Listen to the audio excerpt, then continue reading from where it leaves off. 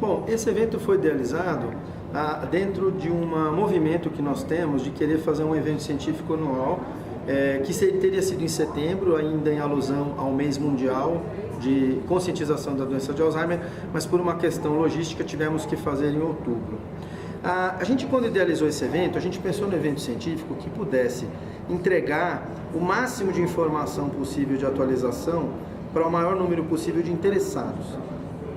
E a gente teve um viés um pouco mais técnico, com o objetivo de alcançar um pouco mais dessa vez, não as palestras que nós fazemos para público em geral, familiares e cuidadores, mas dessa vez ter um pouco mais de audiência de profissionais. Por quê? Para ajudar a divulgar a necessidade de capacitação na área.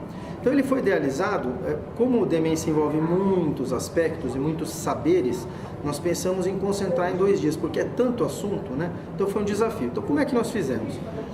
Nós trouxemos o professor Renato Maia para fazer uma palestra a respeito de resiliência, porque ele é uma pessoa que falar disso tem uma característica própria e com muita competência.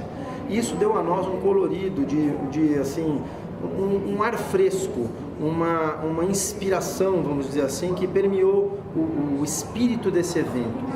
Esse foi o objetivo de trazer o professor Renato, que é um homem de uma grande estatura, uma pessoa que tem uma história. A história da geriatria no Distrito Federal se confunde com a própria história do Dr. Renato. Então, foi muito importante para nós ele estar presente, porque ele é uma pessoa que é indissociável no movimento de cuidar de idoso aqui no Distrito Federal. Em seguida, nós tivemos uma palestra para falar sobre a dimensão do problema das demências, onde foi destacado a realidade das demências no Brasil e no mundo, o quanto esse problema é enorme, né? O quanto ele é muito grande, o quanto ele custa muito caro, o quanto ele atinge milhões de pessoas, que as perspectivas é de que ele continue atingindo mais e mais pessoas, que o tratamento dele ainda é muito, o que existe de remédio ainda é muito pouco, ainda não se consegue curar a doença.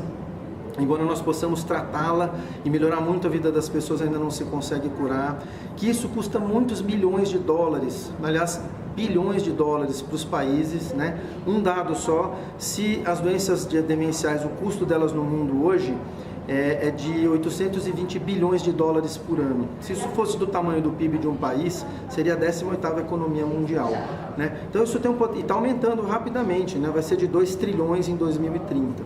Então essa segunda palestra falou sobre o impacto do problema no mundo e no Brasil, para que os presentes tenham realmente essa clareza e, claro, a gente nunca deixa de dizer do drama que as famílias vivem, né? E depois nós tivemos algumas palestras assim de outras coisas, né? Então tivemos assim, por exemplo, a doutora Ana Amélia Camarano veio do Rio falando do IPEA sobre algumas coisas sobre a política de cuidados, instituições de longa permanência.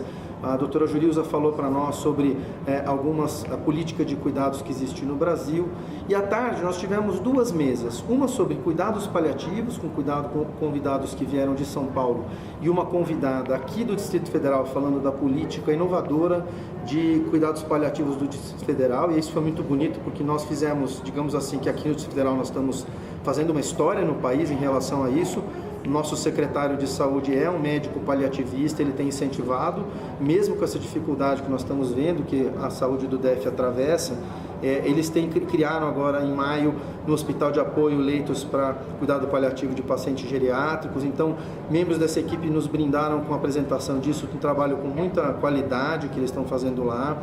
E aí nós discutimos sobre cuidado paliativo, sobre finitude, né? Para que as pessoas entendam que alguém que tem uma doença terminal, ela nós não vamos improvisar com ela, nós não vamos fazer uma gambiarra no tratamento, nós vamos dar tudo o que podemos para melhorar a vida enquanto vida houver, dar qualidade para as pessoas já em estados avançados de demência, né? E em seguida tivemos uma mesa onde nós falamos de aspectos jurídicos, ético-legais.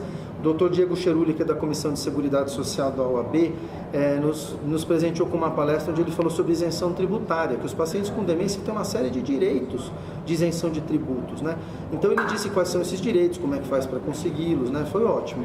E a doutora Yádia, que é presidente da ANPID, que é procuradora do Ministério Público do Estado do Rio Grande do Norte, nos falou sobre interdição judicial, que como funciona e tal, e debatemos sobre isso. Já no sábado, nós tivemos uma manhã que foi destinada a um aspecto mais médico-clínico, vamos dizer assim. Esse aspecto qual foi? Primeiro nós falamos sobre a atualização de diagnóstico da doença de Alzheimer e o diagnóstico diferencial de outros tipos de demência, para distinguir entre os vários tipos de demência, né? Porque isso influi um pouco no tratamento. Seguindo, nós tivemos uma mesa falando sobre detalhes do tratamento farmacológico, né, dos remédios que se usam para todos os tipos de problemas que acontecem na doença, não só a memória, mas as alterações de comportamento também que acontecem. E em seguida, uma palestra sobre o tratamento não farmacológico, ações que a gente faz sobre o tratamento não farmacológico. E agora à tarde, no sábado, nós tivemos duas mesas interdisciplinares, onde tivemos 6 especialidades, falando cada um dos seus saberes, mas nós fizemos agrupando 3 a 3 com debates, né? Então, fisioterapia, terapeuta ocupacional e uma neuropsicóloga. E na segunda mesa tivemos uma fonoaudióloga, um odontogeriatra e uma enfermeira, também nós debatendo sempre a respeito da temática da demência. Aí dessa maneira a gente conseguiu alcançar um público técnico, né? Assim, estudantes da área da saúde, médicos, todos os profissionais, fisioterapeutas, terapeutas ocupacionais, fonoaudiólogas, gente de todas as áreas, e também cuidadores, familiares, pessoas interessadas em geral, né? E aí você me pede para eu falar qual foi o resultado desse evento. Bom, nós não sabemos ainda qual é o resultado desse evento. Nós só recebemos assim, o retorno de algumas pessoas que disseram que estavam gostando. Mas a gente mesmo dizer que o evento foi um sucesso, eu acho pretensioso demais a gente falar isso, porque é o nosso primeiro evento, acho que a gente ainda tem muito para melhorar. Fizemos o que pudemos, mas de uma forma geral, o que a gente pôde sentir aqui, e isso é uma coisa que eu posso dizer como resultado, que a gente sentiu uma vibração muito boa, de pessoas motivadas, de pessoas interessadas, de palestrantes apaixonados falando, e esse clima é um clima muito positivo e muito produtivo para o enfrentamento das demências, que é uma realidade que chegou para ficar. E quem acha que esse problema não diz respeito a ele, precisa conhecer um pouco mais dele, porque ou ele vai estar doente na velhice, ou alguém que ele ama muito vai estar doente na velhice, porque hoje,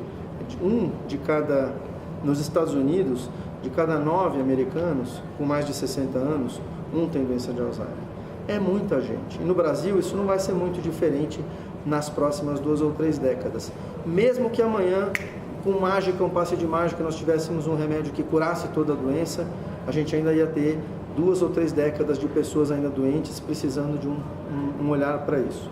Então é uma epidemia urgente que a sociedade precisa despertar para ela e tomar as suas providências, porque isso envolve, e aí é o título do nosso evento, é um desafio para o Estado, é um desafio para as famílias, é um desafio para as sociedades e, lógico, é um desafio para o próprio indivíduo que adoece, que ele tem que atravessar essa doença que é muito cruel em alguns casos, mas que também pode haver muitas coisas boas em quem passa por ela.